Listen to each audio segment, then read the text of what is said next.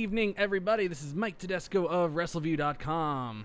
And Victoria Tedesco. Oh, yes. Welcome to Wrestleview Live number 65. Wow. There's a lot of, I's and fives. Yeah, we got that whole thing going here. It's good. Well, we are going to be reviewing WWE Clash of Champions tonight, where every single title was on the line. Doesn't matter if it's an interesting match or not, every single title is on the line. And damn it, we got through all of it. And we're going to talk about it. But first, before we do, I'm going to quickly run down the card for you so you know what's going on. Good and idea. then we have a special guest on the line as well. Who could it be? Who was there live. Who could it be? And what is all that noise in the background, you may ask? You will find out soon. All right. So, on the kickoff show, Drew Gulak defeated Lince Dorado and Humberto Carrillo to retain the WWE Cruiserweight Championship. AJ Styles didn't make the main show, even though it doesn't matter. They all run on the same stream. I guess if you're watching pay-per-view, maybe it matters to you. But AJ Styles was not on the main show. He was on the kickoff show. He defeated Cedric Alexander, the hometown boy from Charlotte, to retain the WWE United States Championship.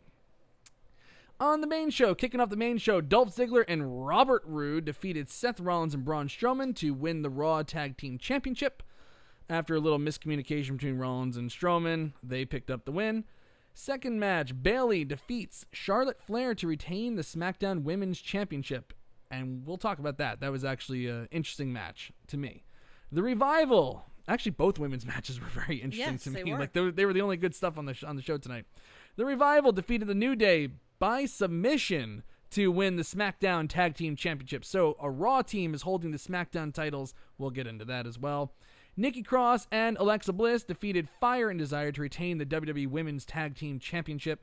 Shinsuke Nakamura defeated The Miz to retain the WWE Intercontinental Championship. Sasha Banks defeats Becky Lynch via DQ in a Raw Women's Championship match. The title does not change hands in WWE on a disqualification, so Becky Lynch keeps the title. Kofi Kingston defeats Randy Orton to retain the WWE Championship in what was supposed to be a career-defining moment for Kofi Kingston. We'll talk about that. Eric Rowan defeated Roman Reigns in a no disqualification match after Luke Harper returned. Oh, yes. And in our main event of the evening, Seth Rollins, and I say main event in quotes here, Seth Rollins defeated Braun Strowman to retain the WWE Universal Championship. Well, Victoria, we have a lot to break down here. We do, but we have to introduce somebody like you said. That's right. Before we do that, we are going to introduce a very special guest. On the line from some highway in North Carolina, North Kakalaki, is Mr. Doug Lackey. Wow, that was a good intro. I'll let Doug be the judge here. The groan, I don't know if that was a good enough intro for him. No, that was good enough. No, that's good enough. I'm sorry. It's normally I don't talk on the phone when I'm driving because I'm normally a happy, joyous person. But when I'm driving, not so much. No, so not feeling it. But I found a way to get off the highway and make it to somewhere so I can talk and everything. Oh, okay. Yeah, my night did not end well because I caused a traffic jam in the parking deck because the meter would not let me pay to get the hell out. So yeah, if my presence wasn't felt at the arena, it was damn well felt in the parking deck. Oh, so all right. Let me see. This was the first live show that I have been in this arena in Charlotte in probably, I want to say 5 or 6 years. Okay. What was the last show that was there? The last show that I remember attending there, I know it was a pay-per-view. It was Mick Foley versus Ric Flair in some kind of match. And then there was the Spirit Squad versus DX. Oh, so this is you're going back almost 15 years. I'm going, well, I don't know 15 years, but yeah, I mean... 2006 was Spirit Squad. Yeah, I'm talking Spirit Squad stuff. But wow. Yeah, it's been a long time since I've been to a WWE show in Charlotte in that arena. Actually, no, let me take that back. No. It was a Monday Night Raw. Randy Orton won the WWE title in a fatal 4-way involving him, Big Show, and 2 other people. I can't remember. Yeah, it was a 3-hour show. I can't remember. Like, that would be the 5 to 6 year mark, though. Like that, Doug was yeah, talking about. like it's so weird. Like they always talk about like Randy Orton having all these title reigns, and it's like, God, I can't remember him winning and losing some of these titles. It's just like they just well, happen. 4 or 5 of those title reigns were within the same calendar year between him and Cena. Oh yeah, no doubt. Yeah, I remember they traded the title 3 times in a span of like 4 weeks, or something crazy like that. Let me see. When it comes to, first off, I just want to give you like the rundown of what it is like in the arena. Okay. Yeah, please do. Definitely. Let me see. Charlotte, North Carolina is a completely different beast compared to any of the wrestling crowds that you would have in the Northeast or down in Florida or in Texas or those that sit on their hands in Indiana. Us in Charlotte, the crowd is mainly full of families or very old fans. And when I mean old fans, I'm talking in their 50s and 60s. Right. Okay. Wow. You are not going to find smarks. They're very sparse. It's mainly full of families and those who know wrestling. Okay. If we're sitting on our hands, there's a reason for it. If we're cheering a lot or booing a lot, there's a reason for it. This was one of the weirdest shows I've ever been to when it comes to a Charlotte crowd. Right. Only because, well, first off, they're popping for all the Carolina boys. They're popping for Cedric Alexander and Charlotte Flair, which was a weird match in that everyone cheering for Charlotte Flair, but Bayley turns into a chicken shit. A handful cheering for the Revival because they're from they're Carolina boys. Yeah, it's and on top of that, the Sasha Banks Becky Lynch match with the crowd was incredibly weird. Well, how so? It sounded great on TV. It sounded like there was just a ton of heat in there. There was a lot of heat, but the weird thing was, and I kind of mentioned it, I put it in the tweet when it comes to Sasha Banks Becky Lynch, and I'm jumping all over the map here. Right. But that's the one match that's stuck in my mind because no one is booing for Sasha Banks, but they're cheering for Becky Lynch. Yeah. No one is booing for Becky Lynch, but they're cheering for Sasha Banks. That's weird. Okay, in that all you're hearing is just cheering. There's no booing. There's no, you demand recourse or consequences for who is doing what against your favorite person. Yeah. That's weird. Okay, and it makes for someone who, if they're attending a show for the first time or watching it for the first time live, they're going to be confused. Yeah. Yeah, what the hell am I supposed to do here? And so, yeah, the whole time during the match, I'm just going, wow, what is happening here? I'm telling you, that is like every single crowd that you go to at a main roster TV show. House shows are totally different, but the main roster, like televised shows, pay-per-views, it's just full of just people wanting to put on the spectacle. And like I always go back and blame that the night after WrestleMania 29 in New Jersey. I was there in that crowd. It's like WWE acknowledging the craziness and all that stuff. Like the toothpaste is out of the tube. You can never put it back in. And sometimes it is really weird going to an event. I mean, we just did 2 stints at Madison Square Garden on Monday and Tuesday, and weird shows every now and then. There's just like during the main event, it's just like, let's just do a wave because now it's time. Now this is the time when we can really get going on TV or what. It's like it's like why? Yeah. I agree with Doug though. Like with the way the fans were, like not that I could obviously notice the crowd and as detailed as he could, but it did seem very like family and like an older crowd. Like Doug said, like the 50s, like people between their 50s and 60s, and just because even when they were doing like crowd shots, there's a lot of like kids and people with their families and stuff. Right. So that definitely does make like an interesting reaction to the show. I guess one thing I encourage a lot of people, and first off, when I bought these tickets, I bought them today. Bought them this morning. You saw my tweet on there. They had floor seats available that were $300 to $500 a piece. Wow. Which insane. Yeah. That's actually pretty cheap because up here for Raw in Madison Square Garden, they were going for like $800, $900. Yeah. No joke. Which made me sit there going like, you and I, we went to WrestleMania in Miami. Yeah. And our tickets were like, what, $150? Something like that? $150, $180, something around that? Yeah, I think I bought my ticket off of Hunter Gold, and he gave it to me at face, and I think I gave him like $200 or something like that. It was around that. $200 for like just being nice or whatever. Yeah, it was around that. And I'm sitting there going, dear Lord, I paid 7 years ago, I paid about half that.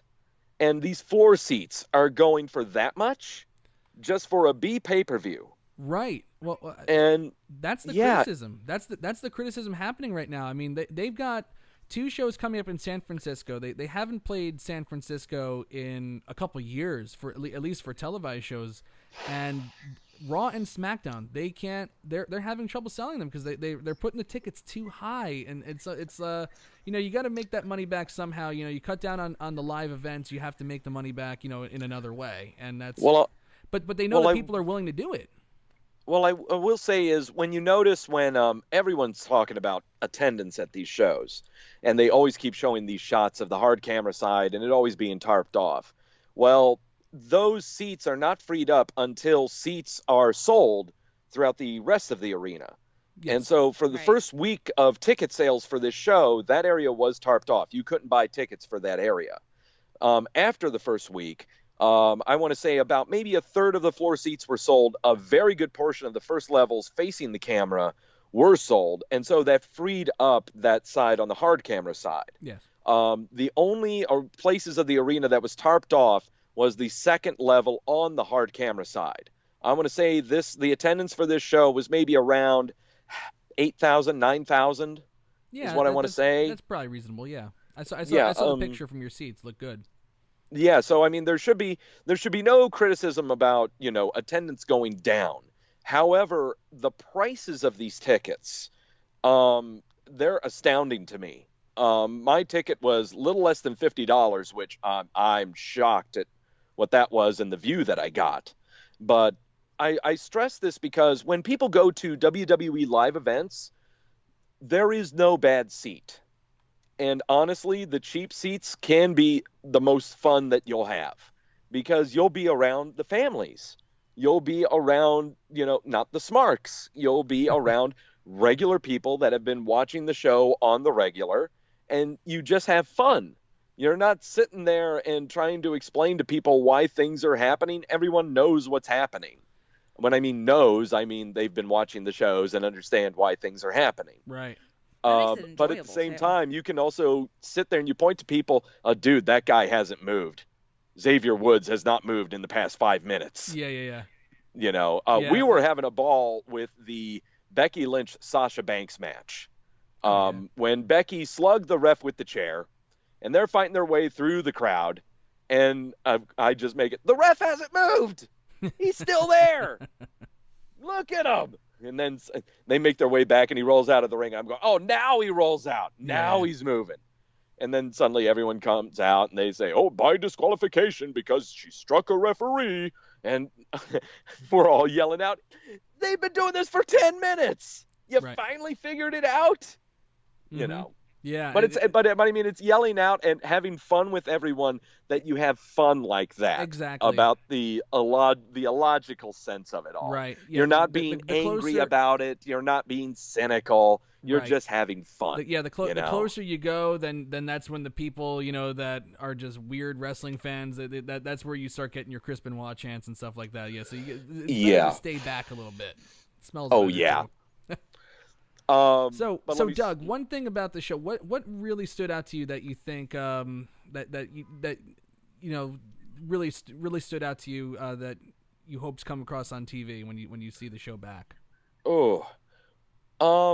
It's more or less really all of the crowd reactions is the thing. With the no Sasha booing, Becky cheering, no Becky booing, Sasha cheering. everyone cheering for Charlotte and not having a lick to do with Bayley. And here I am talking about just the women's matches.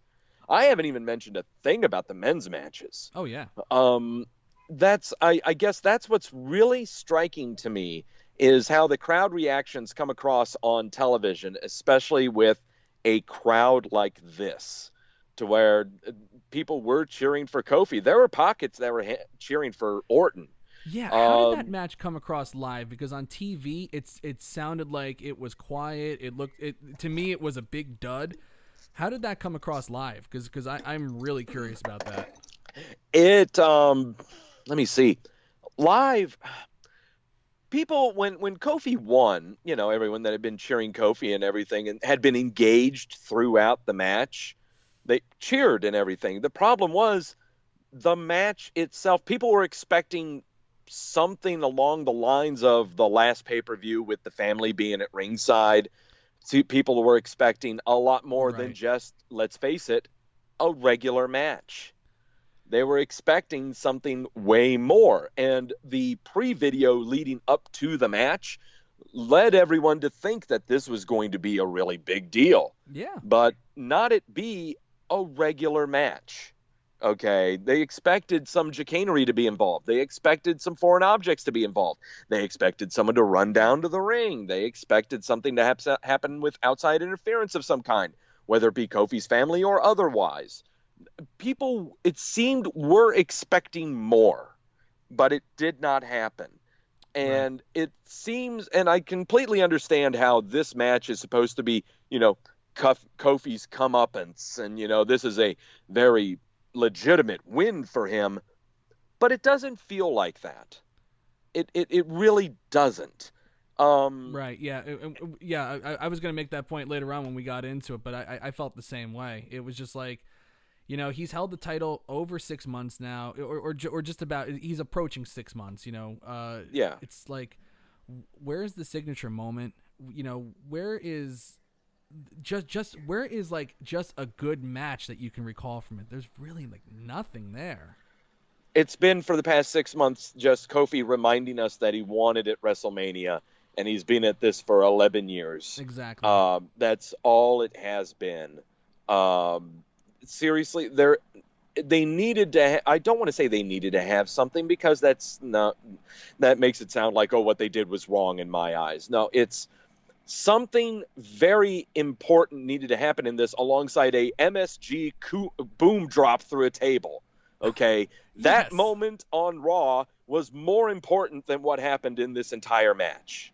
Okay, just put it that way. Right. That was almost like the signature moment, and it didn't happen at the show, and it was a signature. It was a repeat of something that happened 10 years ago. Yeah. So yeah. And even that moment was not that big. So, I mean, that's what makes it even harder. Yeah. I agree with that. Let me see. I'm trying to think of other matches. Wow, the Intercontinental title match. Let me see. Oh, this entire show. Now, tread carefully, Doug. You are talking about The Miz here. I know. I'm right now just trying to replay the entire show in my mind. Seriously, I've been to episodes of Raw that were better than this show. Oh, yeah.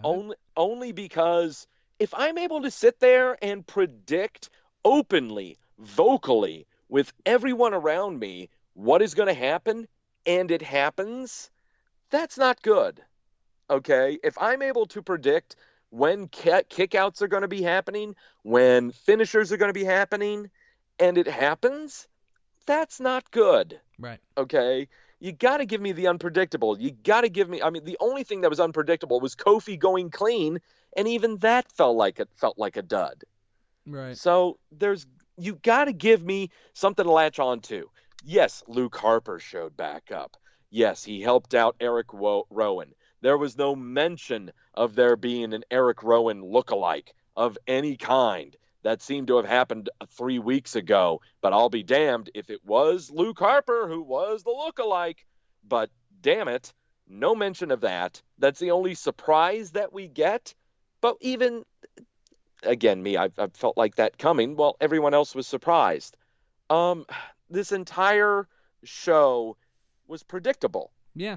And it's sad, but the past pay-per-views that we've had from the WWE, they've given us the unpredictable. They've given us something that we never thought would happen, like Seth Rollins going clean over Brock Lesnar at SummerSlam. They've given us stuff like that. This did not have that. Yeah, I guess we'll start wrapping it up a little bit here, but I do want to ask, like do you feel like, and we'll discuss after this too with me and Victoria as well, but do you feel that this show was it's just something that they had to get out of the way before the Fox thing happens, where they're really going to put all their eggs into one basket, or how do you feel about it? I can definitely see how this was a show. They just did a show. We're just going to put it like that. They just had to do a show. Would it have been different if they didn't have the TV deal? I don't know. But the weird thing is that if this was just a show to lead up to your Fox debut for SmackDown coming up, and it's going to be happening here in about 4 weeks, they did nothing to warrant any kind of excitement for that debut. And so I guess they're relying upon their own television shows of Raw and SmackDown to do that. There's not going to be, I don't believe a pay-per-view is coming up before that debut on Fox. No, the Fox is actually the go-home show to Hell in a Cell. Oh, God, there you go. Yeah. And what's more is I think they're touting after that in 2 weeks' time, they're going to be doing a draft. The very next week, they're going to do the draft. They're going to, basically, the idea is we want to hold that audience from the debut show and get them to come back next week. Yeah. So smart. If it's you a smart idea. No, it is tremendously smart.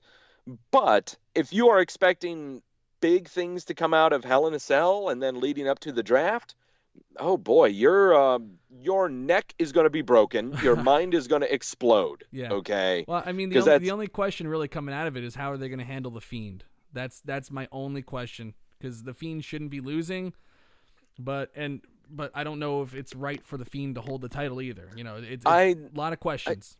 Well, the big thing is they've been doing house shows with Rollins and Wyatt. This was going to be happening. It's been 4 weeks into the books because they've been doing house shows between the two of them. No, it's always been Rollins and Corbin. They haven't even touched. Wyatt hasn't showed up at a single house show so far, which is great because it keeps the mystique. I think actually the first thing that he did was the dark match at Madison Square Garden. I think that was his first thing since SummerSlam. No, they did. They had a house match earlier last week with Rollins and Wyatt. It was just a house show match. I know I saw Twitter videos on it and everything. People going bonkers about it. I'll have to check it out. The only thing is okay, so where does that leave the Fiend going into Hell in a Cell with it being the pay-per-view right at when the go home of the debut of Fox? And for the love of God, there's way too much. And when it ends up being way too much, that means you've just got to think simple, which means nothing's going to happen. Yeah, you never know. But it's it is the fall, so they're not going to give everything away, but they are going to try to get people. If they're not going to give you anything on the pay-per-views, they are going to get you to try to tune into SmackDown and keep the big number going. At least they're going to at least try their damnedest up through, I would say, mid-November, and then maybe they'll accept whatever the ratings are. But all I want to give with this show is it was finally we got a B pay-per-view that felt like a B pay-per-view. And on top of that, it's just my tips to people that want to go to WWE live shows that are on television or pay-per-view. Don't worry about what price ticket you get. Just get a ticket, go to it, and you'll have some fun. It's just don't get so wrapped up into what you read on the internet and everything. Just let yourself go, have some fun, try not to be too serious, and for the love of God, alcohol helps. Perfect words from Mr. Doug Lackey, who hosts Wrestleview Weekly every Wednesday. You can find him at Doug Wrestleview on Twitter. Doug, we thank you for joining us tonight, man. It was good talking to you, and we'll be sure to talk with you soon. Yep, you guys do the same. Have a good one, and know when you're being sold to. That's it. Drive safe, bud. You got it. Bye, Doug. Later.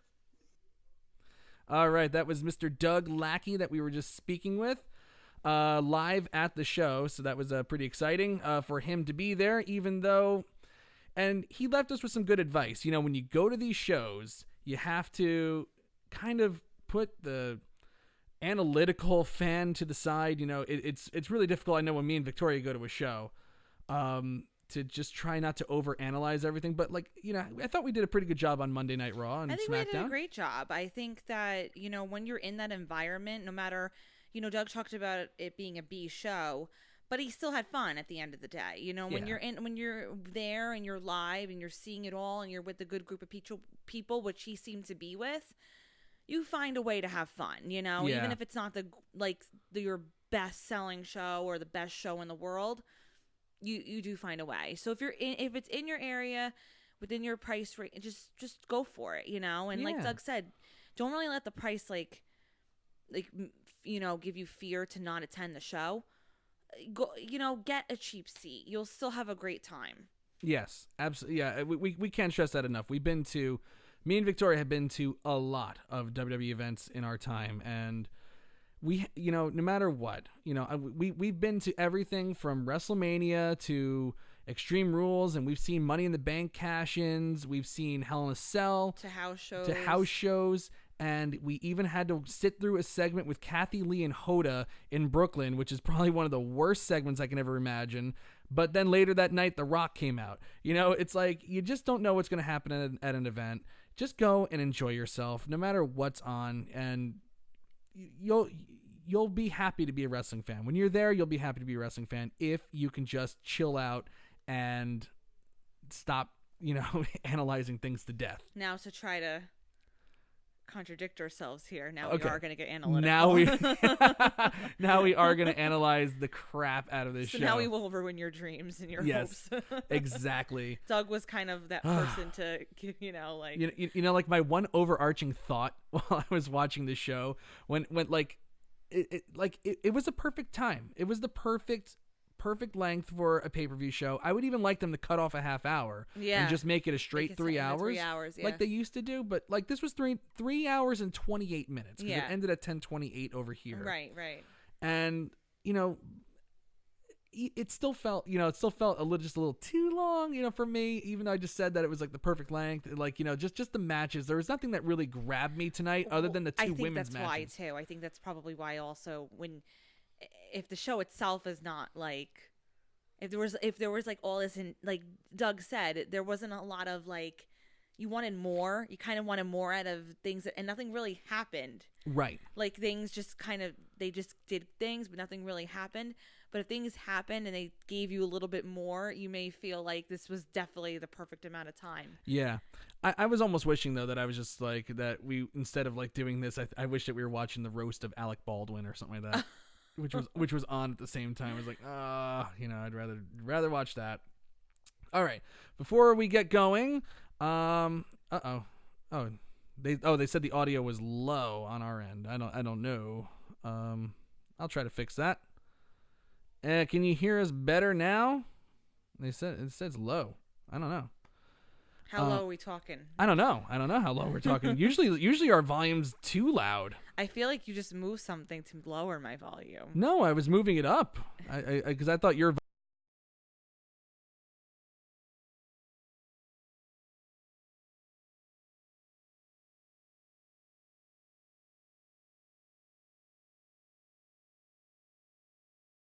on that yet. We have Nafis Sadat, we have Grash, we have Mr. Quentin Walters, our dear friend there.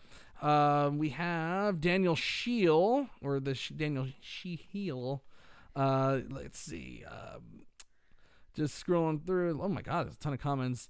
Anish Ator, Power to the Smarks is in the room. And Kelowna, and okay, now it's getting too long. I cannot see everybody. We can't keep up, everyone. We're doing our damnedest. But hey, you know, we'll figure it out. Okay, let's talk about this show. Right now, I'm looking at the Twitter poll. We have 61% thumbs down. We'll see if we agree with that at the end of this show, and we'll try to get through a little quicker because we had Doug give a half a recap already. Kicked off with the Raw Tag Team Championships on the line. Seth Rollins and Braun Strowman versus Dolph Ziggler and Robert Roode. As I mentioned previously, Ziggler and Roode won. Everybody as soon as they won the titles, everybody knew that the first defense would be the last defense, and it didn't matter who. I kind of thought maybe if we got Ziggler and Roode, as such a random team, and after they won the gauntlet, they really didn't do much with them. I figured, maybe they're gonna lose. I thought it would be much more interesting if Rollins and Strowman retain the titles and then had to and then faced each other, and now they have to coexist after Rollins beats him to retain. Well, there was a lot of this that kind of was off-putting from the very beginning, and the one thing that I'd like to mention is that what you mentioned, and I completely agree with you, is the fact that the moment you saw that they were coming out, you're like, they're not even going with the angle of fatigue, where they're having their match, and then you want that match coexisting with the Seth Rollins and Braun Strowman match immediately after. It was like you knew that title match was not happening right after the first match of the show, that it was going to be your main event. And you knew that Seth Rollins and Braun Strowman were going to be the main event, but I wanted the Ziggler and Robert Roode tag match right before they actually went on the air. I agree. And that's what you were saying before. And I feel like that to me was exactly the reason I'm like, oh, well, here we go. We just kind of like, I don't want to say fully botched a storyline, but in a sense, it just ruined whatever. There were so many potential ways to go about this and alternative ways. Like you mentioned before, let's just on the, Seth Rollins and Braun Strowman retain the tags. And then there was so many opportunities for interesting moments and unique moments. Yeah, and they played it safe. Everything just felt safe. Very safe. And the moment they came on first, I'm like, great. And I was like, this is not going to be, to me, I felt like this is going to be dull. I was super disappointed in that. I thought it would be much more interesting, number one, to have them actually retain and then have to coexist, because then it at least puts a little, shine on the Raw Tag Team titles, even though the titles obviously wouldn't be the main focal point. It would rather be the, dissension with Rollins and Strowman, and they'd probably wind up losing that way anyway, but at least you drag it out a little bit. And I thought it would have been way better for them to then immediately after defending the titles have to then face each other for the Universal title. So now not only are they, let's say they retain. Now it's like, oh God, now we have to face each other, or they lose, and now it's like, well, frick, now you just screwed me out of the title. Now we got to get it on, for the Universal title. And again, this idea of these are just stories. Again, this idea of fatigue. I mean, both men would have been tired immediately going into a match afterwards, Right. And they had a whole pay-per-view to get through. Right. To kind of rebuild and get themselves back going. Right. And now instead of having the Raw Tag Team titles kind of like in the forefront, they're back on a guy who was just nowhere to be found for quite some time. Robert Roode has been doing absolutely nothing. The last notable thing he did was getting the mustache when Adam Martin was there when they were in Iowa and he beat Ricochet months and months and months ago. Now he's the Raw Tag Team Champion, and then his partner is Dolph Ziggler, who was squashed by Goldberg, not really squashed, but at least killed by Roman Reigns. And now he's a champion, less than a month later after all that. It's kind of weird. And the titles are right back where they were before. Yeah, and the weird thing about those two, just pairing in general, is that this is where they kind of become notorious with these two individuals with WWE, with this whole stop and go. Robert Roode had this amazing thing with the mustache. It was literally trending all over the place. People were so invested in that. And you had Dolph Ziggler, who, even though after losing to Goldberg, his whole shtick with mocking his opponents on the floor and being antagonizing them was amazing. But then all of a sudden now you have these two together and you're like, what the heck? Why did you go that direction when they had good pads separately. I mean, I'm rooting for them, no doubt about it. I want them to succeed as champions, and I think if they had a little bit more time and a little bit more of a build, I would say like, oh yeah, this is awesome, but I'm just a little confused. Yeah, I don't know. It just I don't know where they go with the Raw tag team titles. It's kind of they're just kind of existing now once again. But and the match itself was so. I wasn't really into the match. I thought it was just there. It really seemed like they were just playing it safe. The only thing that was like really wild about the match was the big DDT to Rollins on the floor. Yeah, you're right. That was about it. But honestly, like it was odd because the finish didn't come off as clearly either until they showed the replay of Strowman running over Robert Roode, who then hits Seth Rollins, and that causes Rollins to take the glorious DDT and lose. Yeah.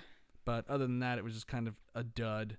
Not a bad opener, not the worst opener I've ever seen, but there was just so many missed opportunities that we just talked about, so many things that they just, so many stories that could have been told that would have made it so much more interesting. Yes. Instead, they gave you this. Second match, Charlotte versus Bayley, SmackDown Women's Championship. This, I thought, was actually really well done. The women's matches tonight were... Both women, yeah. We're not talking about the tag titles. Yeah. No, the singles. The singles were matches. very good. I really enjoyed this match, and that's really all I have to say about it. The people who were arguing over the week, like, is Bayley really a heel or is she just like with her friend? I think this was the match tonight that was like, no, she's a heel. Like, she's not. This isn't like random. Right. Yeah. I love that they had Charlotte come out, just run her over, just absolutely brutalize Bayley, beat her up all over the place. They kind of tell this story that Bayley's trying to be like this role model, and she cannot get any offense going against Charlotte Flair. And the whole time leading up to this, she turned on Becky Lynch, teamed up with Sasha. They teamed on Monday Night Raw. Bayley takes the pin from Charlotte and all that stuff. But it's not clear what Bayley's doing. Like she's doing the tweener thing right now. She's like almost like the delusional heel that still thinks they're face, which I really liked. And tonight she went full heel. That's what I'm saying. I think the confusion that kind of lied within this week, this was the match tonight that there's no confusion. She's a heel. Yeah.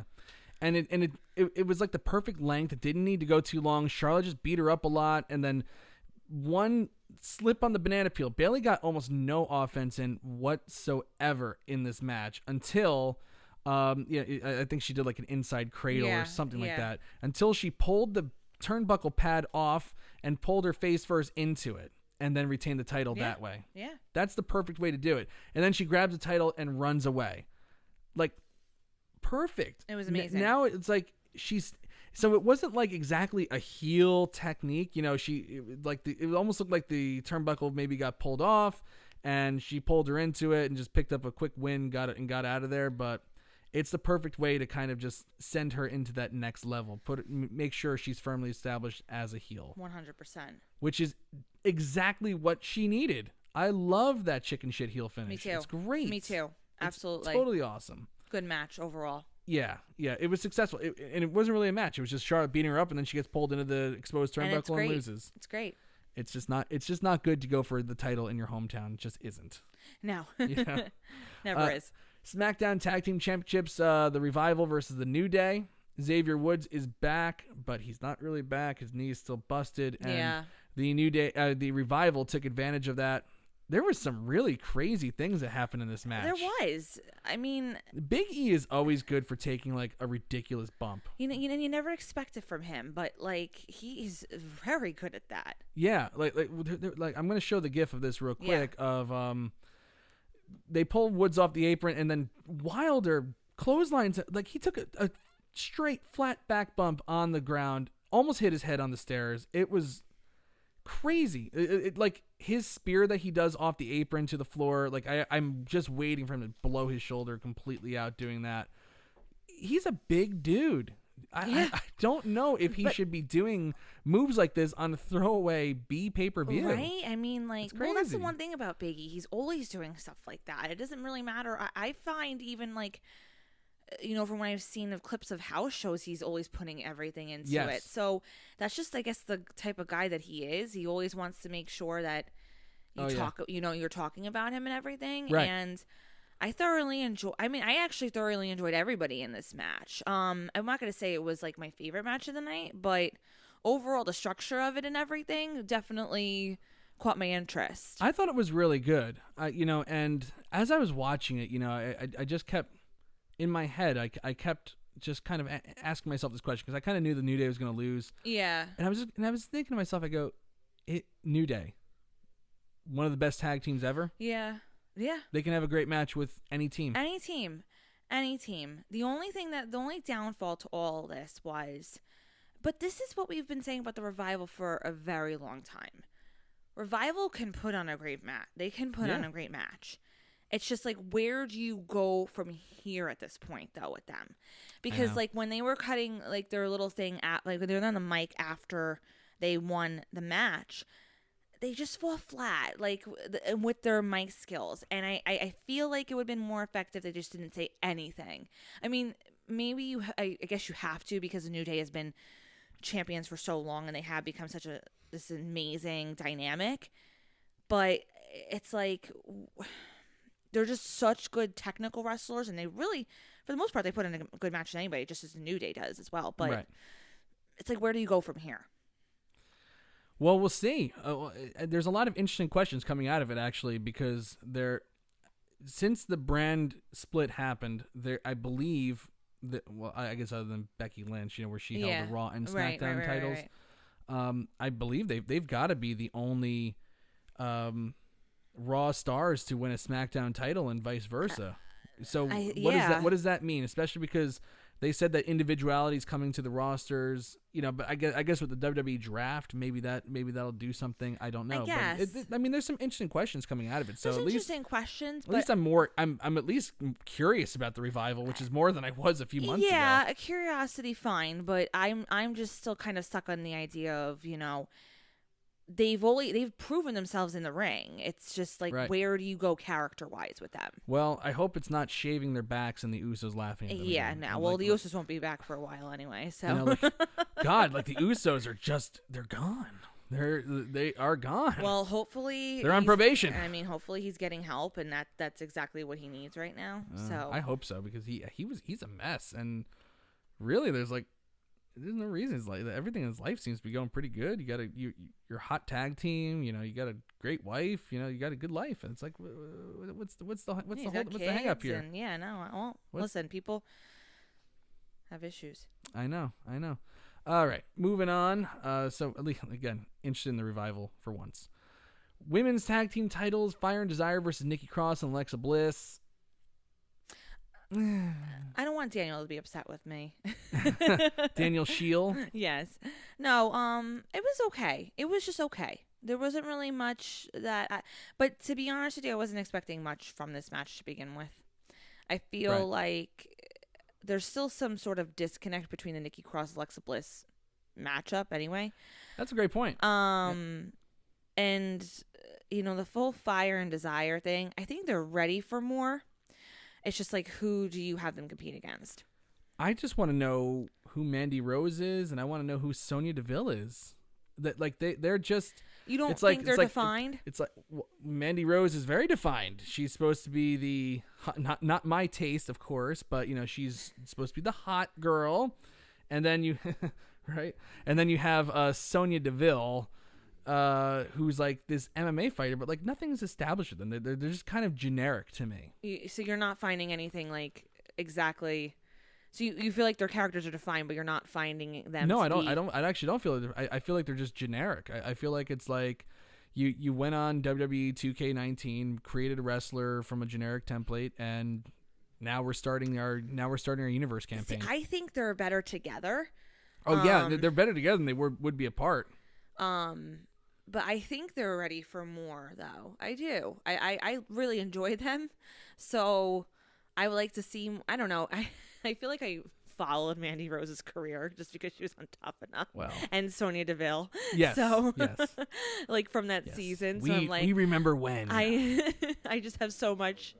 I have so much like invested into both of them. So I'm like looking for like, Yeah. but it's just, yeah, I think overall, this was just okay. And again, Nikki Cross and Alexa Bliss, I like them both individually. Yeah, I just don't know what they are together. Yeah, Like, and it's like it just feels like there was a storyline there, and now it's like it's just been forgotten about. Kind of like the storyline that they were kind of going with, where they would have given Mandy Rose and Sonya Deville some kind of character, but I guess they didn't want to go with the teased lesbian route, which was the big. That was the big rumor. Yeah, that would have been so bad. I mean, like, listen.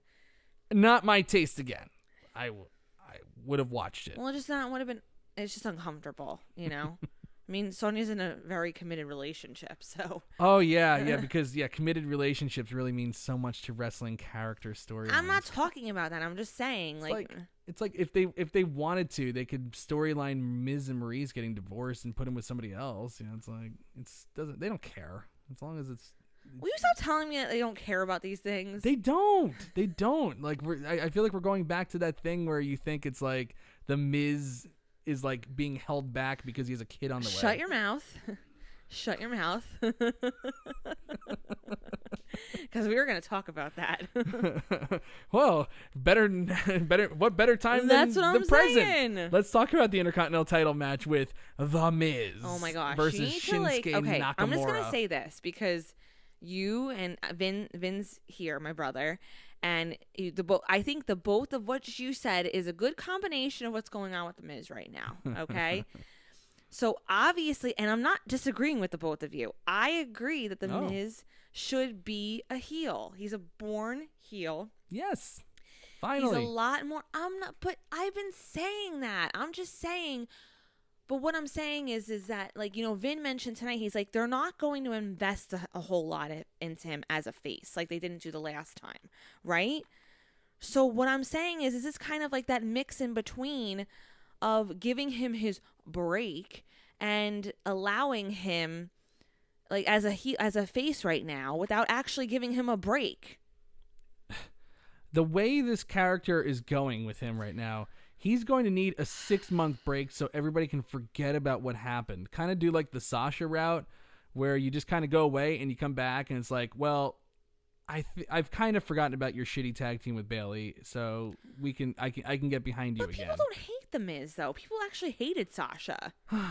But The Miz is like He's still got a good crowd reaction. I know he gets a good crowd reaction, but it's embarrassing to watch him right now. It just is. Well, you're just embarrassing. Like The Miz. Do you really think that The Miz should be doing springboard axe handles off the top rope? Do you really think I'm not saying that's what he needs to be doing? I'm not saying I fully disagree, but I'm saying it's a balance of. And again, I know you're saying like, no one does that because people have kids all the time in the company. I'm not saying that. And you're saying, oh, well, his second kid. And, with Monroe, he was at WrestleMania and Maurice's due date was around WrestleMania. I'm just saying. I mean, could you imagine like if Ric Flair had to take a break every time he got married or had a kid? Like he would have only had 6 title reigns instead of 16. But Maurice and Miz are, again, Miz and Maurice are very different. They're in a committed relationship. They actually deeply care about each other. Ric Flair and his wives, like how many wives he had? Like, come on. 4, something like that. Yeah, 5. exactly. They've been married for a lot of years now. So don't even go there. I'm just saying, as a family man, he might be prioritizing his life a little bit more. I mean, having one kid is having. But this is why, again, having being involved still and making money, but not actually having to be like heavily involved in storylines. I don't know. If you keep spouting this theory, you're gonna have to start wearing a tinfoil hat. Excuse me? Pardon you. Oh, now my pillow fell. So thanks. Oh no, not the pillow. All right. Well, anyway, moving on. I mean, this match. Well, no, I mean, yeah, it was just there. Yeah. The best part about this match, I have to say, was Sami Zayn. Just like the best part of SmackDown Live on Tuesday was Sami Zayn and The Undertaker. That was so funny. That was so funny. It was funny, but yet we didn't hear a whole lot of it. Oh my God, that was so embarrassing. That was so freaking. Should we save that for tomorrow? I think we should save that for tomorrow. We're going to go tomorrow. over our whole entire Madison Square Garden experience tomorrow on Post Raw. But damn. So there was some really tuned. There was some really weird things happening at the SmackDown show. I've been to well over 60. I've been to over 60 WWE events. I would say I've even more. never experienced something like this ever. I couldn't. Don't give it away. I know. Just stay tuned. Tune in tomorrow.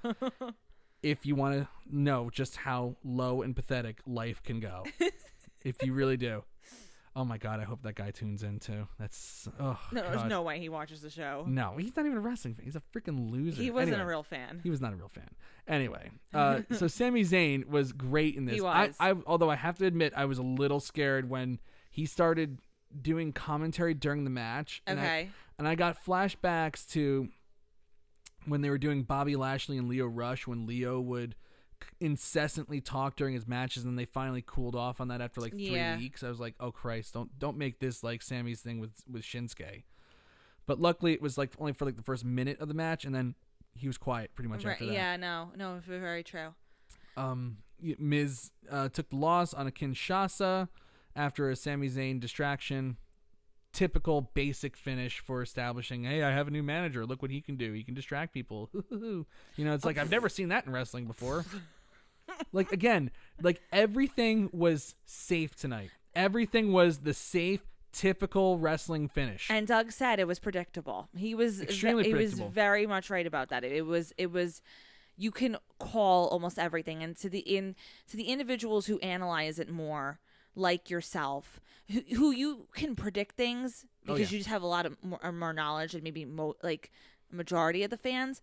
But this was like you're as basic as like, even if you haven't been watching for a while, you could kind of tell where it was going. You knew where this was going. Yeah. This just felt like a show. They were just trying to get through it because we have Fox coming up in 2 weeks. Yeah, 2 weeks. That's amazing. Or maybe 2.5 weeks. Let's say 2.5 weeks, because if I say 2 weeks, then that means like the baby's coming in 3 or something like that. So that's crazy. So we need to just, stretch time out just a little more. I thought I was in labor the other night. So we thought she was in labor the other night. Yes, it was very scary. But yeah, like this was just, it was just there. It was like that we just have to get through this show. Hell in a Cell's coming up in 3 weeks. I guess that's really what that means. Yeah. In 3 weeks, it'll be Hell in a Cell. That's right. Yeah. And they did, at least this show was kind of like the transition to kind of set up for Hell in a Cell. Yeah, it was. You're right. Makes You're right sense about for that. me. And this match, if this next match doesn't wind up in a Hell in a Cell match, I don't know what the hell I'm talking about anymore. Listen to this. I mean, let's talk about what the next match is. Yes. Well, let me say what it is. It's Sasha Banks versus Becky Lynch for the Raw Women's Championship. Can I just say something? Yeah, please say it. Preach. So, not necessary. So sorry.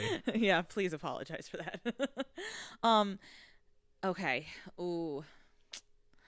Sasha Banks and Becky Lynch. This was my favorite match of the night. Yeah, 100%. Favorite match of the night. I can't believe I'm 100%. saying that. And am I wrong? She had a match against Charlotte Flair in a Hell in a Cell, right? Correct. That was the first ever women's Hell in a Cell match. I think the last ever women's Hell in a Cell match. So it's amazing how like you just like those words that you said about how if this is not a Hell in a Cell match, then I don't even know what to like. Where do we go from a year ago, right? Yeah. Or was it a year ago? Or 2 years ago? What for the Hell in a Cell?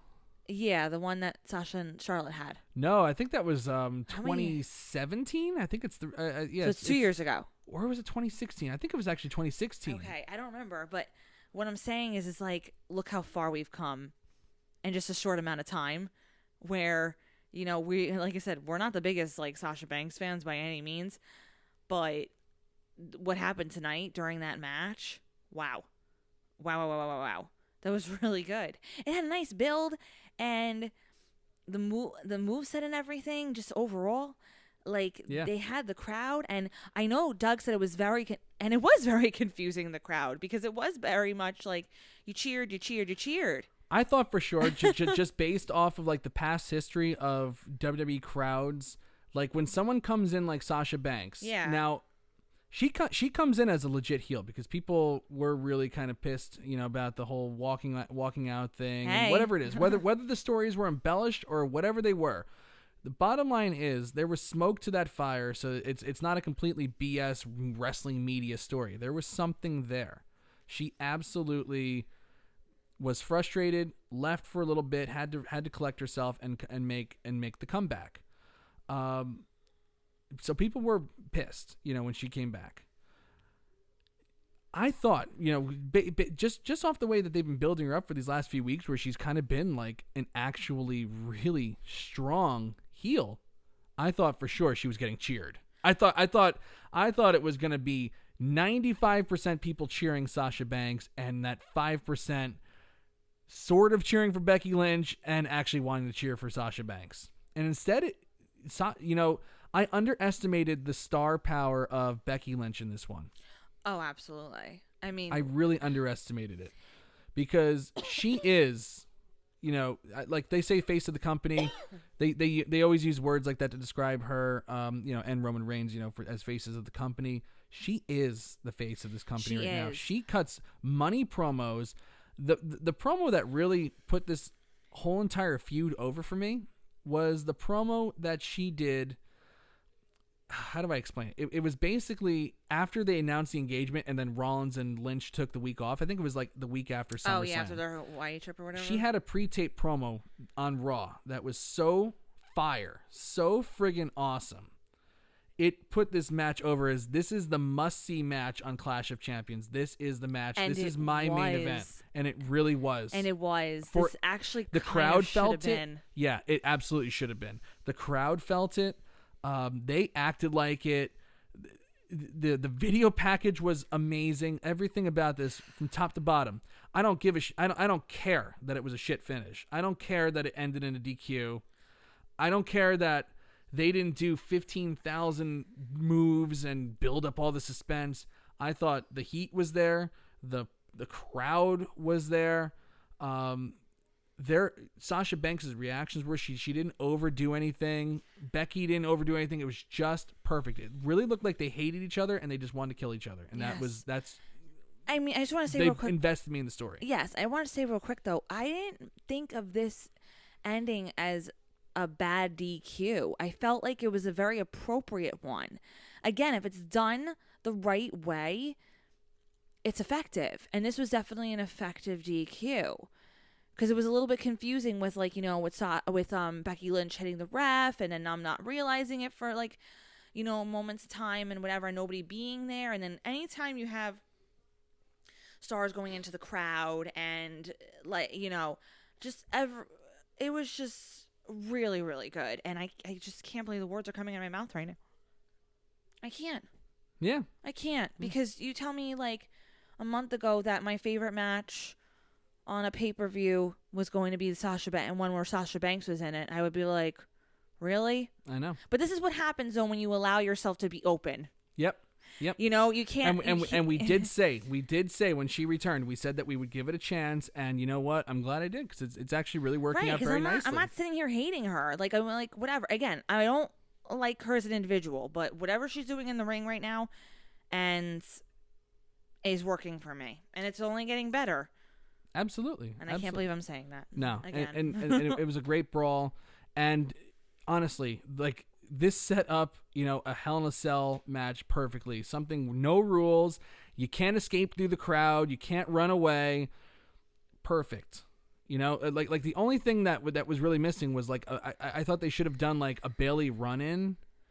No. I don't think so. Well, the only reason I say that is because that would also set up the Hell in a Cell where it's like now nobody can get in. Agreed, but they could still do that within the amount of time, the next 3 weeks or so. No doubt about it. And I don't think and it kind of makes sense, I guess, because Bayley got the shit. It would have been too much. I feel like. Yeah. You know what I mean? Yeah, it was just enough, and that's just me. Maybe just picking one thing out. It was good. It was just I don't know. It was best thing on the show by far. That's the only thing that felt like an A performance on a B show. That was the only thing, like, noteworthy and coming out of it that something is like, wow, like, yes, this is exciting, right? And you want to see it continue. Oh yeah. I can't wait for the next one. I can't wait. Now this next match, you and Doug really already talked about it with Kofi Kingston defeating Randy Orton. You guys already just spoke about. I mean, I think the both of you did a great job talking about how, like, there's unfortunately it was a match and it was there, and this wasn't. And I think the both of you said it before, as far as, like, the MSG show, That was more of like a, and this type of match, because it's Kofi Kingston, the champion, 11 years. Yeah, 11 years. You know, and him talking about it before, like his whole build up to him having a championship is way better than the actual run. Yeah. And yeah, you're 100% right about that. You know, I was getting like really weird flashbacks to, you know, because and Doug was right, like, you know, and I was thinking the same thing. They built this up like this should have been the no DQ match, not exactly. Rowan Reigns, even though that also should have been no DQ. Right. But this absolutely should have been like, you know, just, you know, knock down, drag out brawl. It wasn't. And instead, it was just like a typical Randy Orton, slow pace, just a couple moves, take some time, pose, do a couple more moves, take some time, pose. I was getting really big flashbacks to Triple H versus Randy Orton, WrestleMania 25. Okay. Where it was like, you have this big feud. You know, Orton DDTs Stephanie in front of Triple H and kisses her unconscious body while he's handcuffed to the turnbuckle. Like, that enough. That's the guy's wife. That should have been a Hell in a Cell, First Blood, you know, tear the limbs off match. And then Triple H goes to Randy Orton's house and throws him through his window in the living room. You know, again, Hell in a Cell, First Blood, murder the guy match. And then they had a match where if Triple H lost by DQ, he would have lost the title, which totally took away all the heat because there was no brawling, there was no weapons, there was nothing. I got that same feeling tonight where it's like Kofi's family's involved, Orton's being a shithead, Orton broke Xavier Woods' leg. Why are they having a straight wrestling match? Why? I don't know. And that was one of those things where I said, you know, overall this show needed more. And I'm not trying to be like, you know, one of those people who like, listen, we had a great 2 Raw and Smackdown this week. You know, we got very spoiled with these MSG shows for sure. But, you know, and because think about it, we had Stone Cold. We had Stone Cold Steve Austin and The Undertaker. So, we, you know, yeah, like, Jesus, we are spoiled. You know, but, I always think back to when I criticized the fans a while ago when they were saying, was it the Legends show maybe, when they were talking about like when I was talking about like, oh, you want this, you want this, you want this, you want this, all the Raw time. Revival, maybe Raw Reunion or whatever, yeah. Whatever it was. So whatever one of those, and people were always like, well, I didn't get Stone Cold, and I didn't get Shawn Michaels, and I didn't get Ric Flair, and I didn't get, you know, whatever. I'm not saying it like that, but it just like overall this pay-per-view just needed a little something more. Yeah. And this would have been the match to give everybody that more. And I also thought that this match could have been Kofi Kingston's signature match. In fact, I think if you go back and listen to the Wrestleview Live of me and Doug reviewing SummerSlam, I said next pay-per-view, Clash of Champions, not only will this be like the first time the WWE Championship main events a pay-per-view for like the first time in forever, because the WWE Championship hasn't main evented a pay-per-view since it's been a SmackDown title. I can't even remember how long since there was SmackDown branded house shows, pay-per-views. Ever since they stopped doing SmackDown branded and Raw branded shows, it's never been the main event. In fact, I think it kicked off a Royal Rumble once. I think I was there too. And I said that this would be Kingston's signature moment. I was wrong. I like this number one. It should have been. If it was in the main event, it should have been the no DQ match. This was just total. It was just a total disappointment. It was a total dud. And that's the thing. And it's like Kofi Kingston's run. It's like, where's the good match? And I'm rooting for him. Where's the big moment? And you know, I'm it's rooting like for Kofi. Yeah, I'm rooting for him too. But now I'm kind of getting impatient. Where it's like, are we doing anything with this guy? And if not, then just take the damn title off him. I don't care that he won the title at WrestleMania anymore. I don't care. I think the problem is with this whole thing is that this wasn't their. I mean, they're okay with adjusting, but I think because this was so unexpected, I don't think anybody in WWE was actually, because think about it, somebody got was it Mustafa Ali who got injured right before the Elimination Chamber, and then Kofi had to take his place, right? Wasn't that correct? Yes. So this was so by accident. This was so like fan based. He just all of a sudden had this insane amount of people who were behind him. You know? Yeah. I don't even know what they thought. Even they were thinking like, okay, yeah, we'll give him the title, but then it's like, now what? Yeah. Now what do we do? I don't know. I don't know if that was I a know. factor at all. It's like they actually didn't have a plan in place. So It's almost like it just came so out of nowhere that there's like no, I don't know. It's like that's it's what like, I'm saying. It's like the long-term plan is just to keep the title on him, but we don't have to make anything interesting about it. that's what I'm saying, and that's The obviously story- not the direction to go with. And the story wasn't bad. This wasn't a bad story. It's just this is like a classic thing with like all Orton things. It's like the story getting there is actually always pretty good. You know, like, let's think about, like, you know, WrestleMania 33. The story with him and Bray Wyatt and him joining the Wyatt family was actually kind of interesting. It was interesting. It was but actually then, kind of interesting. but And then the once- match stunk. That's exactly right. And I hate to say it because I like Randy Orton. This is kind of very typical with him with his feuds. Orton, yeah, it is. It's always like a disappointing big match. It's like, you know, Orton, he's always good. He always has a good match. There's never anything wrong with them per se, but there's never anything exciting about them. It's been a long time since Randy Orton's been like, wow, that was a freaking awesome match.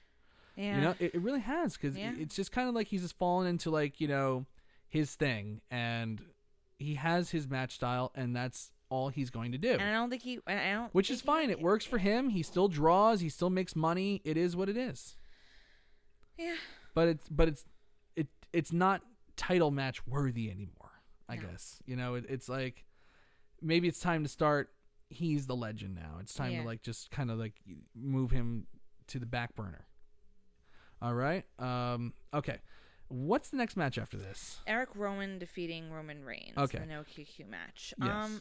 I feel like you and Doug spoke about this. It's Right. you know. No, you're good. Yeah. Yeah. Roman Reigns. Well, there's one person I know in the chat room that really wants to talk about Luke Harper coming back.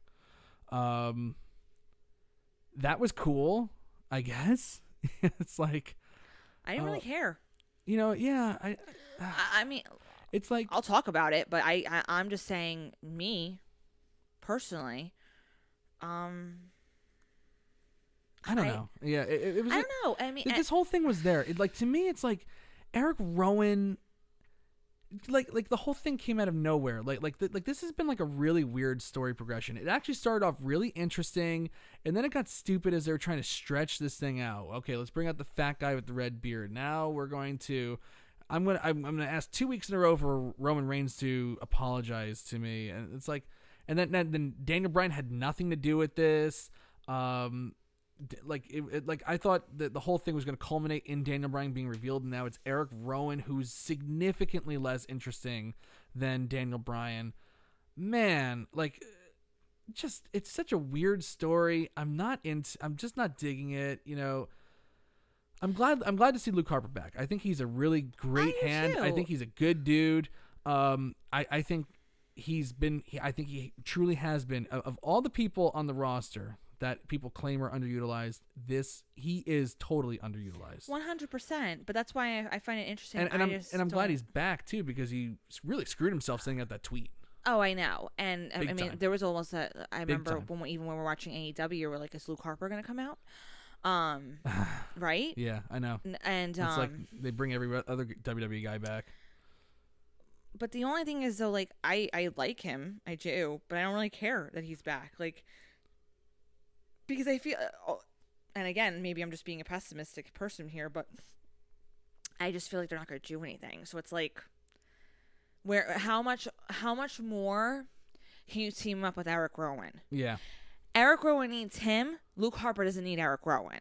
I know. In fact, it really should have been like Harper is the one who's really good. Harper should be the one pinning Roman Reigns and not the other way around. But that's what I'm saying. It's I just don't understand. I just don't get the whole entire storytelling process behind this whole thing. Where's Daniel Bryan? What is going on? Like this whole thing just feels disjointed. It felt like it had some sort of idea, and then it just fell apart. Yeah, exactly. Really, and that's what it comes down to. RDG makes a good point in the chat room though. Roman getting pinned feels like Hogan getting pinned in the 90s. It's just like, yeah, it happens, and it's just like, I don't know. There's like no impact behind it. Like, is Eric Rowan gonna be more over tomorrow because he pinned Roman Reigns tonight? No. And like that's kind of the point of pinning Roman Reigns, right? It's right, like because to get you more over. He's supposed to be your top face of the company, right?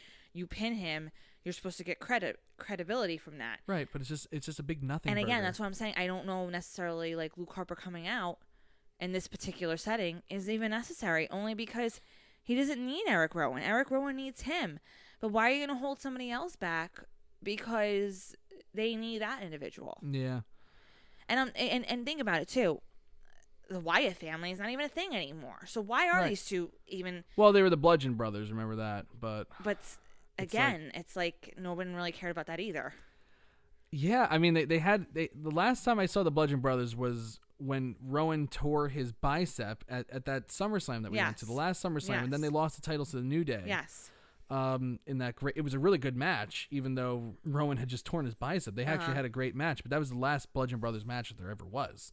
So now they're back together, but the Bludgeon Brothers are just a really good tag team. Like, are they? What's going to happen? I'm just kind of curious. This is what you're going to go to Fox with, is Eric Rowan as one of your top heels. Okay. No. Great. All right. The main event: Braun Strowman versus Seth Rollins, and I thought when I realized that they were going with Strowman and Rollins as the main event, it just felt so wrong to me. It just didn't feel right at all. I changed my mind completely because a few weeks back, I really wanted to see this, and I had no interest. And again, it was because of the beginning of the show. Yeah. By the time we got to it, I just couldn't care less because they played it safe. Predictable. It was just predictable. Like the matches should have been closer. It's like by the time this came up, it's like I already forgot that they had the opening match. And it's it was just there. Bottom line, not a bad match, but not a great match either. For me. Yeah. I don't know if you felt differently, but wasn't like the reason why I didn't like it either is because to me, Strowman should just be able to destroy you in 2 seconds. Yeah, you were saying this while it was going on. Yeah, nobody should be able to get over on him. Unless there's a whole bunch of you. Unless there's like 10 guys, 5 guys, whatever. 3. I'll keep my minimum at 3. You should not lose. You should not win against him. Right. And for him to lose clean too, it's like Strowman. This is just like a tale of his career. It's like he gets hot every now and then they put him in a title match, and then he loses, and then he loses his steam. It's like I have a feeling that that's going to be the same exact thing that happens here. Not that and every time he gets over, he gets less and less over than he was before. So it's not like it's not like in 2017 or. Was it 28? I think it was 2018 actually, when he was red hot. Remember that? I do remember that. And then they went with Reigns versus Lesnar at WrestleMania that year, and it was just like, man, that felt like the wrong decision. And he was never as hot as he was then. No, I don't know. Like Strowman, it's like he's losing to Seth Rollins now with a pedigree and a couple stomps. That's it's like, what I mean. I don't know. It's just not. It's like why do the match at all? And why is anyone even scared of him? Right. Why? If Seth Rollins beats him, like everyone's like, "Oh, Braun Strowman," but it's like, why? You shouldn't really be that scared because clearly he's going into matches that are way over that he should be going into. They should not be as long as they are, and he's not winning them. Right. The best part of the match was, and the only thing I can say is that it does make sense for Strowman to lose this match and have it be Rollins simply because The Fiend versus Seth Rollins would be the better match. And The Fiend does come out at the end of the show, gives Rollins' sister Abigail on the stage to set up the Hell in a Cell match.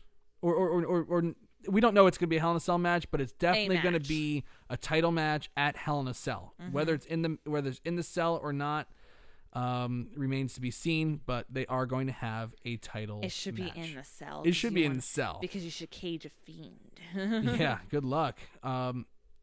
This is way more interesting than the main event. Because it's like, what are we going to do with The Fiend and Seth Rollins at Hell in a Cell? Yes. The Fiend shouldn't be losing. I don't know if it's time for The Fiend to be champion either. It's almost like they booked themselves in a corner where The Fiend has no choice but to win. But then he can't be on TV all the time too, because that takes away the mystique. So what do we do? What do we do? What are we doing? I don't know, but like that's it. That's the most interesting part Yes. of this entire thing Yes. to me is the next show. Had nothing to do with this show. Nothing at all to do with this show. That next show with the Fiend. The Fiend's presence helps, but it's like Yeah, it's just wow. I don't know. It should be really interesting. And we got to experience the Fiend in a dark match at Madison Square Garden too. And the Fiend is freaking awesome. I just love watching Bray Wyatt do all the mannerisms. Even on a dark match, he's doing all the stuff, and it's like the mask is a solid. It's just a piece of latex or plastic, whatever it's made out of. For him to be able to emote with it just by doing these I know, like things holding his hand over his head and arcing his back and the movement of his head, the conflict. Yeah, that they emotes. Bray and telling all the stories just here with the eyes, because that's the only actual physical thing you can see on his head. Bray Wyatt's a hell of a character actor. Oh, love him. And he is on a level that not many people have attained in wrestling. No. Really, he's that good. He's that good of a character actor. This is totally interesting. I can't wait for Hell in a Cell just to see how they do it. I have a feeling I'll probably wind up being disappointed somehow, but it's pretty interesting. But that's Clash of Champions in a nutshell, pretty much. Victoria, what do you give it? Thumbs up? Thumbs down? Thumbs down. Thumbs down? Even though I very much enjoy the Sasha Banks Becky Lynch match, is my favorite match of the night. I enjoyed the Bayley and Charlotte Flair. And the Fiend coming out overall, no. Yeah. It was just because, and it wasn't anything because anything bad happened. But again, I think you said it a lot tonight. Just they played it safe, and I wanted more. Yeah, they played it safe. There was nothing that took me by surprise on this. I even expected the Fiend to come out at the end. The only thing that took me by surprise was just how damn good Sasha Banks and Becky Lynch was. I know, don't remind me. Other than that, like, this was just a show. They had to get through it. It kind of felt like Stomping Grounds to me, where it was just like, oh, we have this show that we weren't supposed to have because we were supposed to be in Saudi Arabia. Now we have to do this, and that. And it used to be a house show. Now it's a pay-per-view. Tune in. You know, it's like, it just kind of felt like that to me. Yeah. So just a regular B pay-per-view. I'm sure if you were there live, it was probably better for the home viewing audience. Again, I have to give it the old thumbs down. What do the Twitters say? Let's see. 60% thumbs down with 121 votes. 10 hours left. Chat room, what do you say? Do you think it's a thumbs up, thumbs down? Nafi Sadat, 69% thumbs down for me. 69 thumbs in the middle for Quentin Walters. And he also is noticing that Princess Tedesco wants to escape her own little cell right now. Speaking of Hell in a Cell. No, Quentin, you are like literally right now. I am dying over here. Yeah. Victoria is ready to drop. There's no question about it. She's 6 pounds, and she's just the baby. Well, she's probably more now, but the baby is 6 pounds. It's incredible. RDG gives it a thumbs down. Grash gives it a thumbs up. Okay. All right. 69 thumbs down from Daniel Schell. Billy Hefner, our buddy Billy Hefner's in the chat room. Billy! He gives it a thumbs down. So consensus, just a show. RDG says the kickoff show was thumbs up. The cruiserweight match was actually pretty good. I didn't see it, so I can't really. Yeah, I didn't really. I was like half watching AJ and Cedric Alexander. I totally missed the end of it. I'll have to go back and check it out later. Siri Plays gives it a thumbs down. So hey, you know, I can't disagree with any of that. It was what it was. Now, what we have to look forward to, there's a lot of stuff to look forward to coming up. Number one, you have to be looking forward to Post Raw, the return of Post Raw tomorrow night, where not only are we going to be recapping the Raw after the epic Clash of Champions, but we're also going to be talking about our Madison Square Garden experiences. That story. Come on, everyone. That story is just enough to make everybody tune in. It has to be. Then we have we're getting close to Victoria disappearing from the show for a little bit too. So make sure you treasure every show with Victoria. Seriously, these next few shows you have to tune in because Victoria. Not tomorrow, obviously. We wouldn't just drop that, on you. But the following week, I'm not that's my last show for a while. So Victoria's last show is not tomorrow, but next Monday. So make sure you're tuning into all the shows. Treasure the time you have with her. But she will be back. She definitely will be back. She's not going to be disappearing into the ether. Different. That's all. It'll just be different. I can already tell people like, oh god, it's gonna be Mike. I'm not watching, but and then we have one of the last few episodes of SmackDown Live on Tuesday night on the USA Network. But Wednesday, talk about a great time to be a wrestling fan right now. Wednesday, NXT is moving to the USA Network. I will be recapping it. I cannot wait to be recapping it. They have a lot of good matches on the show, including Matt Riddle and Killian Dane in a street fight. Looking forward to that match. Roderick Strong versus Velveteen Dream for the North American Championship. Looking forward to that match. NXT's moving to the USA Network, and then the first hour on the USA Network, second hour on the WWE Network, and then a couple weeks after that, it's going to be head-to-head NXT and AEW's television show, whatever the hell that show is named. They have not yet revealed the damn name, but they are going to be going head-to-head starting October 2nd.